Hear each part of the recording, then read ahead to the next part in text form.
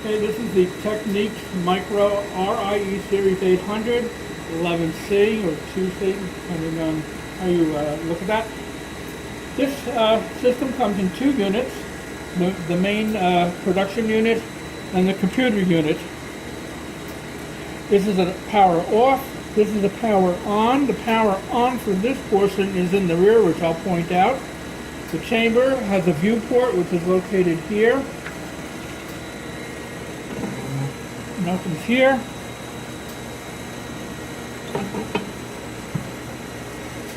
Here we have an emergency shut-off. Since this is completely computer controlled, normally your controls would be here, but if we open the panel, you'll notice there's absolutely nothing there. On the rear, we have some ports. Here's our power on.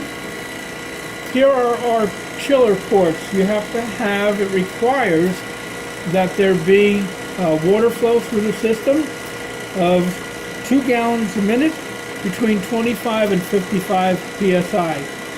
The vent port is located here. I have nothing, I have it venting to atmosphere. Normally you may have this connected to nitrogen or whatever gas suits your application. And here is your air pressure input at 70 to 100 psi. That's to activate different valves in the system. And in the lower right hand corner here, this has 2 mass flow controlled gas inputs, so you can have up to 2 different gases hooked up to this system. I currently have argon keyed to both of them for my testing purposes. And then of course right in the center here we have our vacuum connection. We will ship with this connection and this section of hose, but everything past that is ours. You will have this pump, however, though. And this is a Fomblin pump, so it will come with the system, but it will be drained of all oil before it ships. So I booted the system. It'll automatically come up into Windows. It'll ask you for the password. There is no password. You just hit enter. Get you to the main screen. The main screen has this choice here. It says 800 on it. That is the normal program. This instrument is run off of Excel spreadsheet. So I'm going to start that up and show you the program, and then we'll run a test.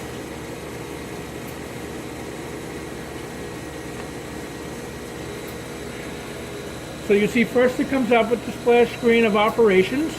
We have to give it time here as it's loading the Excel spreadsheet.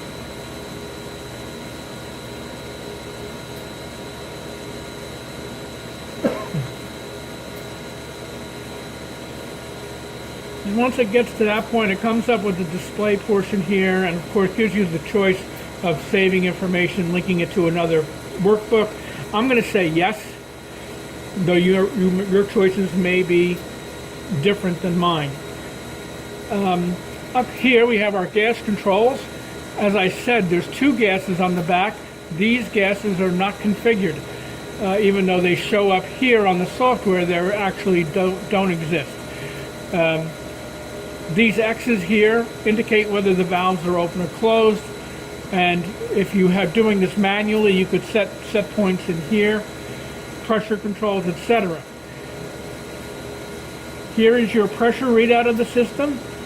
Once it gets below 1 torr, this will go green, so it knows it can turn on the RF if needed. Our vacuum, everything feeding into the main chamber, vacuum on or off, and if our emergency, if we had activated the EMO, it would be activated there. Everything, as you can see, is this color. I'll click on this so you can see. And that's how it would change if I were to do it manually. But we're not operating in a manual mode. I have the water chiller turned on, which the water chiller does not come with the system, but it is required. And as you can see, I've got a green light there. If I were to turn that chiller off, that green light would go away. You'll notice down here we have a square. It says run, pause, and stop. You can hit stop to exit the program, which we'll do at the end. Pause doesn't seem to do much of anything except to pause the screen and blank everything out. Now you'll notice down at the bottom here we have our run screen, which is this. We also have our Excel screen.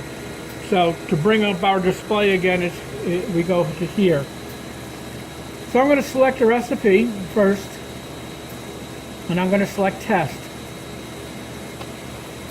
And it shows on the right hand side our process time remaining. Our start is now lit up. We're currently in idle, and it has system messages here. Now it is possible to edit this on the fly, so I'm going to go over to here to where the test program is, and it actually went to where I was last time. So right here I'm going to change this from 2 minutes of plasma time to 1 minute. So I'm going to go, see it says here 0200, and up here it's 1202. So I'm going to change this to 1. And then I'm going to go here. This is more of a comments screen here. I'm going to change that to 1. And then I'm going to say File and Save. And to get back to the display screen, I just click here on this back arrow and then display.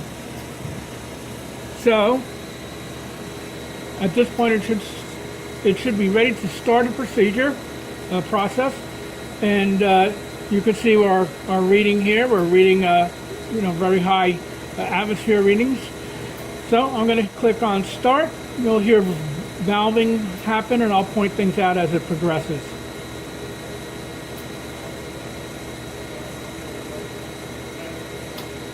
So we're roughing out the chamber. You can see as things happen here, it will bring up a message here. And as you can see right over here, our vacuum level is going down.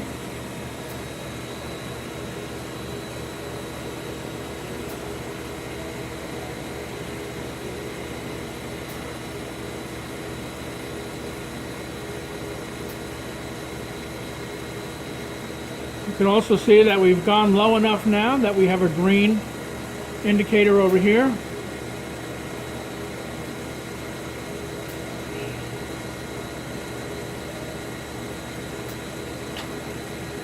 Now it's turned on the oxygen.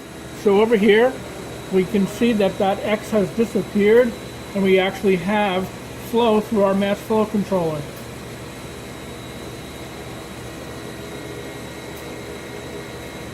Our pressure here has also increased because of that additional flow entering into the chamber.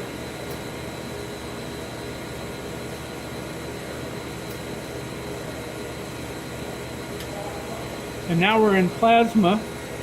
So you can see from the viewport that we have plasma being generated inside the chamber.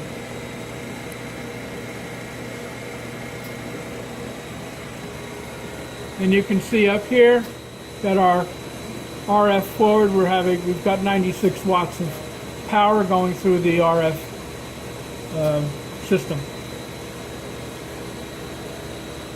And you can see here we went to 1 minute versus 2 minutes.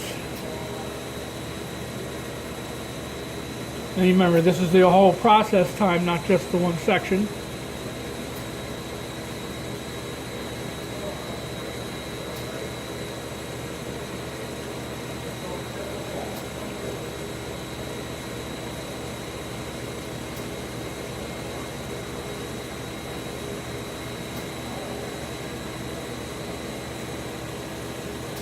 Plasma has now completed. We've gone to 0 watts. It's closed all the gas valves. And it's vented the system, pumping back down for 30 seconds.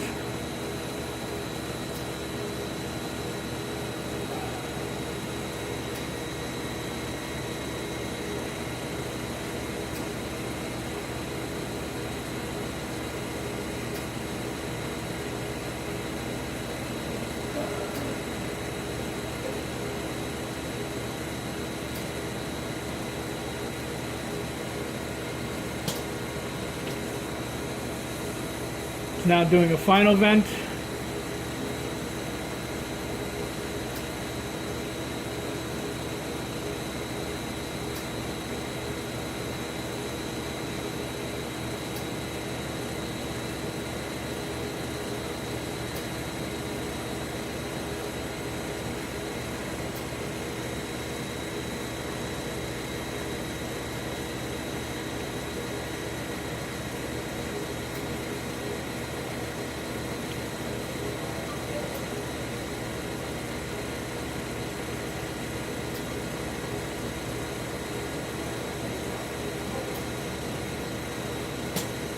And as you can see, the process is ended, and we can open the chamber and remove material if we had placed anything in there. So that concludes this demonstration of this system working together. They are cabling. There's cabling that is supplied between the two, but it'll be attached, so it will come as a unit.